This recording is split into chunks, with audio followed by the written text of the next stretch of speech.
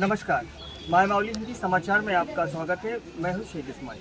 दर्शकों, हम सब जानते हैं कि बाजीराव बाबा एक ऐसे संत गुजरे हैं, अभी इस वक्त हमारे बीच में नहीं है, लेकिन उनकी यादें, उनकी आदतें, उन्होंने जो लोगों को सिखाया है, जो अपने भक्तों को बताया है, वो सब याद है, क्योंकि उनके नक्शे कदम पर अभी इस वक्त 3 जिले चल रहे हैं। अभी इन 3 जिलों में तो बाजीराव बाबा का प्रचार प्रसार बड़े बहुत ही अच्छी तरह से हो रहा है। दर्शकों, बाजीराव बाबा एक ऐसी हस्ती थी जिन्होंने अच्छाई का रास्ता दिखाने के लिए लोगों को बुराई के रास्ते से निकालकर अच्छाई के रास्ते पर चलाया है।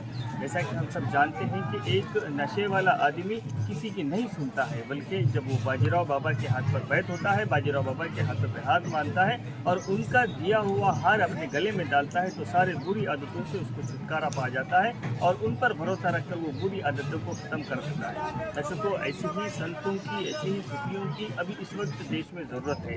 और जो गुजर चुके हैं जो संत, उनकी भी अभी उनकी जो प्रवचन है, उनके जो गीतकार हैं, उनके नाम पर जो गाने निकाले गए हैं, उनको सब सुनकर अपनी जो श्रद्धा में आगे बढ़ते हैं। दर्शकों, हम अभी इस वक्त बेला मंडल के पाटन गांव में हैं और पाटन गांव में 7 दिन से लगातार यहाँ पर भजन कीर्तन हरिपाठ के साथ में सुबह उठकर ग्राम स्वच्छता से लेकर तो हर एक जो बाजीराव बाबा ने बताया गया था, वो सब कार्य चलते रहे हैं। और ऐसे सत्संग होना ये बहुत अच्छी बात है और ऐसे सत्संग को बढ़ावा देना ये भी बहुत अच्छी बात है। दर्शकों, ये सत्संगों में लोगों को ज्ञान प्राप्ति मिलती है, ज्ञान की प्राप्ति होती है और दूसरी चीज़, यहाँ पर जितना सुकून मिलता है वो दुनिया में कहीं पर भी सुकून नहीं मिलता है।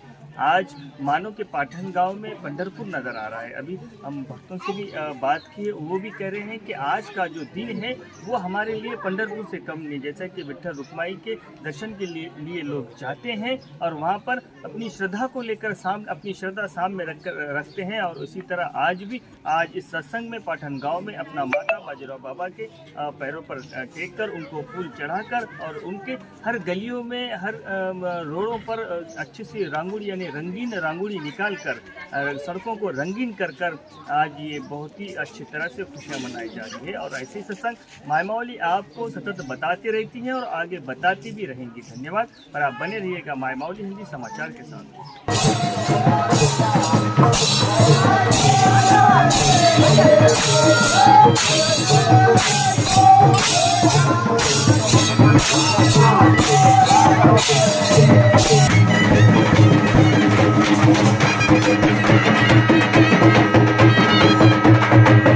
नमः ध्यानमूलं गुरुमूर्ति पूजामूलं गुरुपादतं मंत्रमूलं गुरुवाक्य मोक्षमूलं गुरुकृपा ब्रह्मानन्दं सकलार्थमतीत प्रकाश ईश्वर महाराज की जय, बाबा की जय। पुष्पम समर्पयामि। बोलो जी श्री गुरुदेव की। बोलो जी। दवा भी पी के मर गए तो लोगों को मैंने देखा। मुझे बहुत अच्छा लगा कि बाजीराव महाराज जी का दीक्षा लोगों को दिलाने के लिए ये शराब छुड़ाने का जो काम, ये मामूली काम नहीं है, कोई सरकार भी नहीं कर सकता है। ये हजारों करोड़ों रुपए लगाए तो ये होने वाला काम नहीं है। तो सभी लोगों से मेरा विनती है, बाजीराव महाराज जी आज अपने बीच में नहीं, मगर उनका सोच हर आदमी तक ले जाना।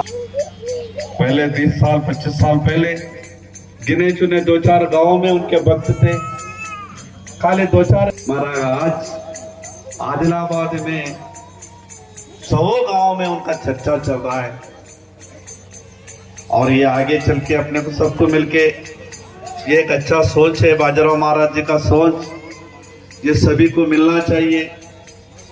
सभी को मिलने से सभी लोग अच्छे रास्ते पे पहले इस तरह इसी 7 साल पहले बाजीराव महाराज का सप्ताह चला, फिर कोरोना काल में थोड़ा ब्रेक हुआ, लेकिन अभी फिर 2 साल से हमारे गांव में धूमधाम से सप्ताह का कार्यक्रम चल रहा है। तो अभी हमारे गाँववासी पूरे 3 भी डिस्ट्रिक्ट के लोग हमारे गांव में आके पूरी तरह से बाजीराव बाबा के श्रद्धा से पूरा भजन पूजन पूरी तरह से 7 दिन पूरा माहौल ऐसा चला। ज्ञानेश्वरी पारायण सप्ताह चला और इसी वजह से गांव में पूरा ऐसा पंढरपुर के वैसा माहौल बना और इसी से पूरे पाटन ग्रामवासी की तरफ से पूरे बेला मंडल आदिलाबाद डिस्ट्रिक्ट पूरे सभी लोगों को हमारे हार्दिक शुभेच्छा। 7 दिन से जो ब्रह्मलीन बाजीराव महाराज का सप्ताह कार्यक्रम हमारे गांव में आयोजित किया गया।